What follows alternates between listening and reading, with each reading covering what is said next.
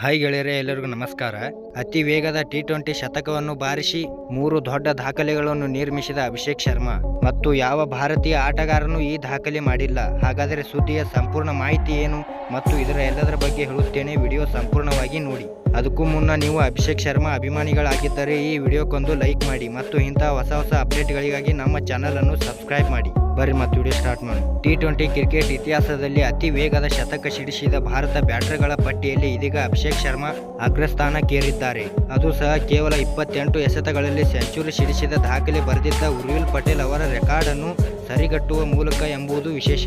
ಪ್ರಸ್ತುತ ನಡೆಯುತ್ತಿರುವ ಸೈಯದ್ ಮುಸ್ತಾಕ್ ಅಲಿ ಟೂರ್ನಿಯ ತ್ರಿಪುರ ವಿರುದ್ಧ ಪಂದ್ಯದಲ್ಲಿ ಗುಜರಾತ್ ತಂಡದ ಆರಂಭಿಕ ಆಟಗಾರ ಉರ್ವಿಲ್ ಪಟೇಲ್ ಕೇವಲ 28 ಎಸೆತಗಳಲ್ಲಿ ಸೆಂಚುರಿ ಸಿಡಿಸಿ ದಾಖಲೆ ಬರೆದಿದ್ದರು. ಈ ಮೂಲಕ ಟಿ20 ಕ್ರಿಕೆಟ್ನಲ್ಲಿ ಅತಿ ವೇಗದ ಸೆಂಚುರಿ ಸಿಡಿಸಿದ ಭಾರತೀಯ ಬ್ಯಾಟರ್ ಎನಿಸಿಕೊಂಡಿದ್ದಾರೆ.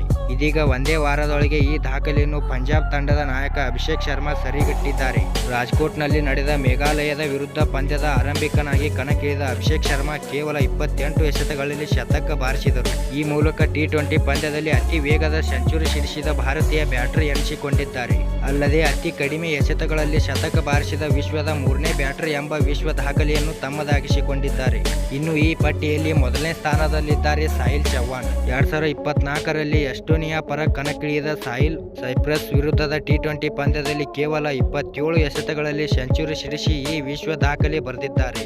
ಇದಾದ ಬಳಿಕ ಉರ್ವಿಲ್ ಪಟೇಲ್ 28 ಎಸೆತಗಳಲ್ಲಿ ಸೆಂಚುರಿ ಸಿಡಿಸಿ ಈ ವಿಶ್ವ ದಾಖಲೆ ಪಟ್ಟಿಯಲ್ಲಿ 2ನೇ ಸ್ಥಾನದಲ್ಲಿದ್ದಾರೆ. ಇದೀಗ ಅಭಿಷೇಕ್ ಶರ್ಮಾ ಕೂಡ 28 ಎಸೆತಗಳಲ್ಲಿ ಶತಕ ಬಾರಿಸಿ ಈ ಪಟ್ಟಿಯಲ್ಲಿ 2ನೇ ಸ್ಥಾನಕ್ಕೆ ಬಂದಿದ್ದಾರೆ. ಧನ್ಯವಾದಗಳು ಇಲ್ಲಿಯವರೆಗೆ ವಿಡಿಯೋ ನೋಡಿದ್ದಕ್ಕೆ. ವಿಡಿಯೋ ಹೇಗೆ ಆಗಿದೆ ಎಂದು ಕಮೆಂಟ್ ಮಾಡಿ ಮತ್ತು ಇಂತಹ ಹೊಸ ಅಪ್ಡೇಟ್ಗಳಿಗಾಗಿ ನಮ್ಮ ಚಾನಲನ್ನು ಸಬ್ಸ್ಕ್ರೈಬ್ ಮಾಡಿ ಮತ್ತು ಹಂಗೆ ನಿಮ್ಮ ದೋಸ್ತರಿಗೆ ವಿಡಿಯೋ ಶೇರ್ ಮಾಡಿರಿ. ನಮಸ್ಕಾರ.